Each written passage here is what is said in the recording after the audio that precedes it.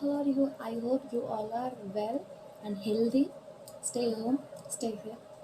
Today, our topic is concurrency control. Today, our topic is concurrency control. I hope you all are watched my previous videos about transaction and asset properties and state of the transactions and the remaining sessions also. Okay, so today we are going to discuss about the concurrency control. First of all, you have to know the meaning of the concurrency control. So what is the meaning of the concurrency control? Actually, what is the meaning of concurrency? Concurrency is nothing but concurrency is nothing but performing concurrency is nothing but performing multiple transactions at a time, performing multiple transactions without any collision, without any collision. This is the actually the meaning of the concurrency. I'm not telling the meaning of the control, just I'm telling about the concurrency. Performing multiple transactions at a time without any collision. Okay, you may have one doubt that in the previous section we discussed about the asset properties. What I said about the asset properties, by using the asset property there is no chance to get the collisions. Either it may be isolation or it may be durability or something else.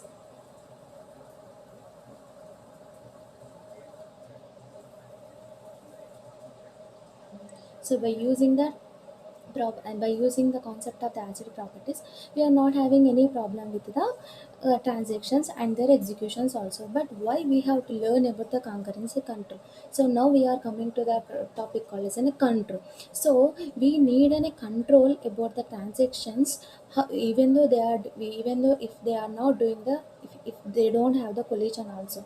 Once again I am telling, here there is a concept concurrency. Even though we are having an asset properties, we need to control those operations by using the one of the best concept is called as the concurrency control. So if it is coming to the definition purpose, there is a simultaneous execution of the transactions in a multi-processing database system is known as a concurrency control. This is a small definition I can give it to you.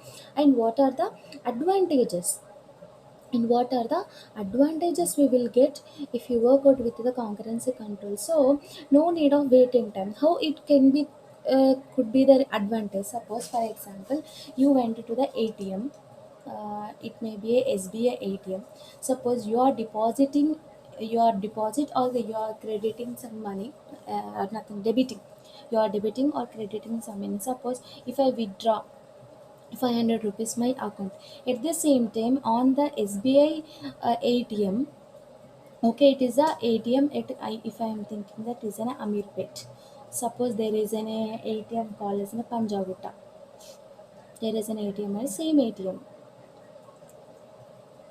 Without concurrency control, without concurrency control, if one ATM, the same ATM here also has, if one person is debiting the money, there is no chance to get the debit a particular money from any ATM with different kinds of location. This is the concept where we are working with the without concurrency control. But when you are working with the concurrency control, if you come to the reality world, yeah, you can go to any particular ATM. There is no need to wait to debit or credit your money if others are doing transactions on the same ATM, right? We are going and we are taking, we are not waiting. Some other person has to complete and we have to start. This is a property we already learned in the isolation. So this is the problem actually without concurrency. Here, when we are working with them with the concurrency, there is no need of the waiting time. So this is example I can give for the waiting time. And when there is no waiting time, if the waiting time is decreased and the response time is also decreased, and the resource utilization is increased, so you can use the resources without any collisions. Multiple persons on the and multi-processing database, they can use the resources. By this you can also increase your efficiency and system performance also. So these are the advantages I can give by the concurrency control. And even though if you observe, there are three main problems are there. Even though I am saying that the concurrency is the one of the best method and these are the advantages, but what is the problem we are facing, why we are learning. Actually here the concept is concurrency control. We are learning a definition actually, and apart from the definition we are more concentrating on what are the conflicts, what are the problems we are facing with the concurrency control problem. Because while we are working with the different kinds of multiple transactions on the multiple data, we may get some kinds of problems in that. We are going to learn about the three main problems. That is, the first problem is called as an last updates, the second problem is the uncommitted data, and the third problem is the inconsistent retrievals. How could this problem can arise? See, when you are working on a particular project, or when you are working within a particular transaction, if something was a happen failure, first we used to recover that failure, we have to find out that failure, then only we are able to rectify that particular error. Yes or no? In here also, first we have to learn about what kind of problem it is and what in what way it will occur. So here we are going to learn the two types of questions: why and what. Okay, first one is the last updates, and this is the table. Actually, I was given to you, and I already passed the notes. Okay, suppose there is any table, you know that a table will it consists different kinds of transactions you can do on the particular table. So there is a table. In the table I created uh, a column called as a product quantity. Okay, the product quantity, and the initial value of the product quantity or product quality or whatever it may be, the value is the 35. Okay, so I'm doing a particular transaction, how it can be the last updates. So we are going to see by using this concept. So the transactions computations will be like this. So T1 came, it has purchased the 100 units. So automatically actually 35 is there. So when he is purchasing 100 units, the 100 and actually what value it is having? 35. 35 plus 100, what is the value it will come? We usually think that 135, right? And T2 came, transaction T2, he sells 30 units from 135. He sells 30 units, nothing but debiting. Selling means debit, we have to debit from our no from 135. Okay, then product quantity is equals to product quantity minus 30. So actually what answer we will get? 130. We usually think that the answer will be the 130, right? 135 minus 130. But here, how the problem will occur? Same transaction table, if I am writing like this over here, and it is better to understand. Transaction T1 is first, it will read and it is writing nothing but it is doing 100, and T2 came, it is doing some operations, that is the right. Now transaction 1 came, yeah, first it will read 35 and it is modifying nothing but it is adding one. Now the answer will be 135. Now here I was not committed that I want to be very clear the data. I want to be very clear with the commit and rollback.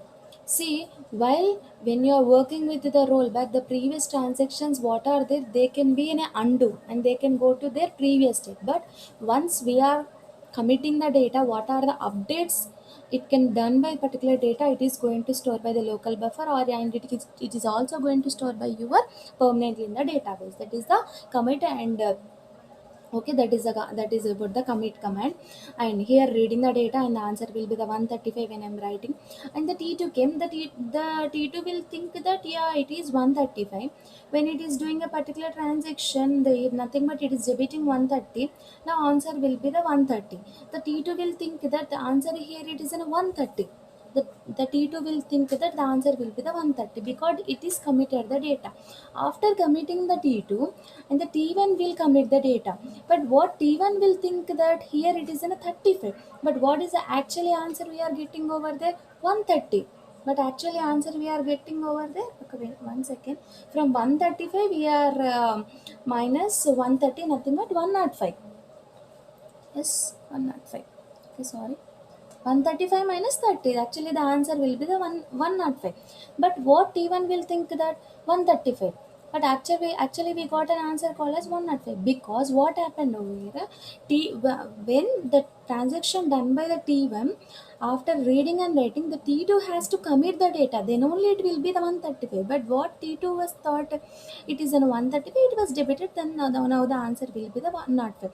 Now, see, this is the last update. So, what is the mistake I was done? If I was not updated my data, that's why I got the wrong result of my output. So, like these problems will be arises while we are working with the last update, and here we are missing to update the data over there, and this is and the the thing wrong done by the T1 is which not updated. The thing, the mistake was happened by T2 is nothing but whatever the uncommitted data by the T1, it was taken by the T2. Here I can simply say that this is the blind read. This is I can call as a blind risk. So without confirming whether the data is committed or not, I am modifying this particular data by the transaction tutor. This is the concept of the viewer last update. This is going to happen like this. I'm taking the same concept and I'm going to explain with the another problem called as uncommitted data. It is the last updates. So when you are not commit the data, nothing but when you are not uncommitted a particular data, what is going to happen over there? For example, the same thing. Suppose my product quantity is 5. Here it is in the concept I taken as initially 35. Here I am taking the 5. Okay. The T1 purchased the 100. 105. What is the answer I will get? 105, because I am doing the 105 plus operation 100 105. Okay, listen carefully. That is known by the T1. Now, okay, the T2 will sell 30 units, nothing but wait 1 second.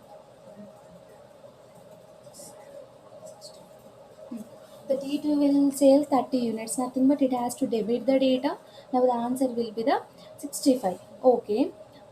Here, if I am converting the same transaction, it is a better clarity for the when I am reading the data. What is okay? When I am first reading this 5, and what I'm doing, I'm writing the data. Here, what is my answer I will get over there? Actually, 5 is there. 5 plus 100, what I will get? 105. After I am reading 105, but I am not committing over there. When T2 is reading, what is the answer I will get? 105. And what update it is doing? 105 minus 30. It is automatically what? 5 and 6.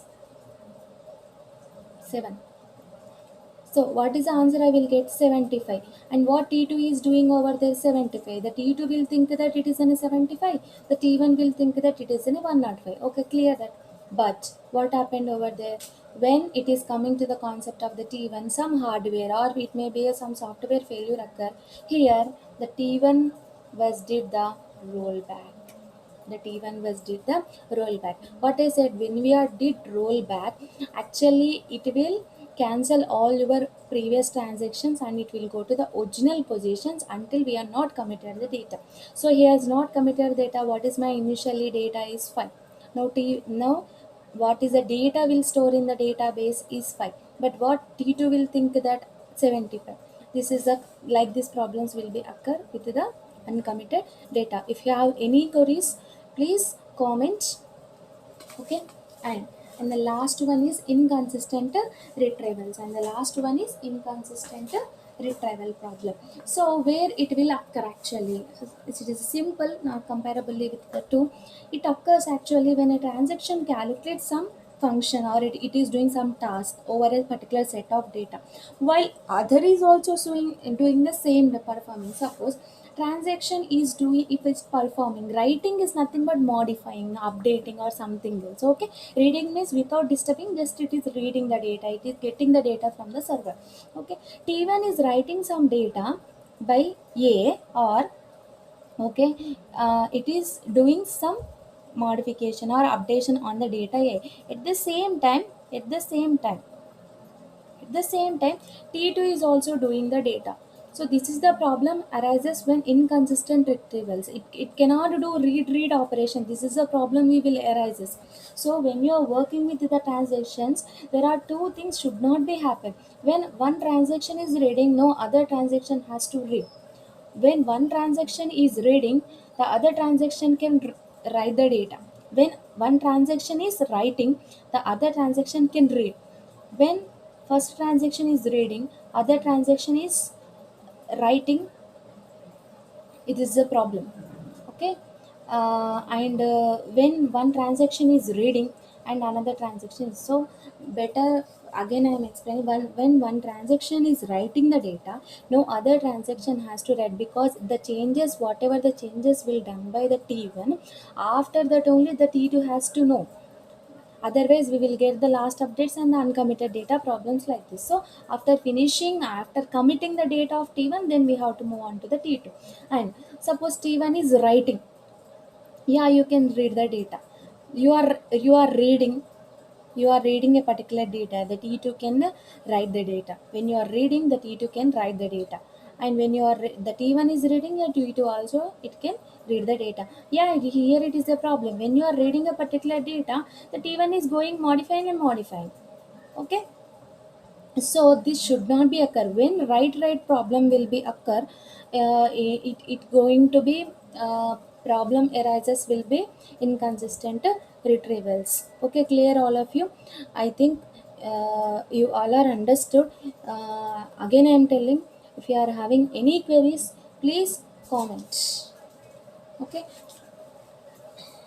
Thanks for listening my class. In the next class, we are going to learn a long answer. It must be important for your PG entrance examination, and you this net and set also. You will get at least two questions from the next concept, logs, and we can also have a logging protocols or log granularity. Okay, thanks.